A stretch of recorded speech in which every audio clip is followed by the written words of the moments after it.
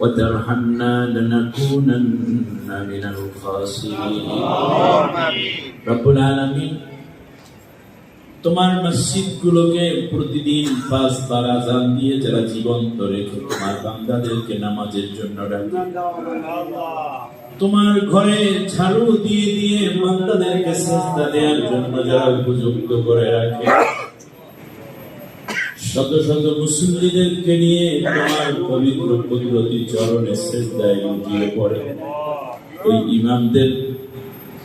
প্রিয় সংগঠন আল্লাহ তাআলা ইমাম পরিষদের উদ্যোগে আয়োজিত আজকের এই সমাবেশ,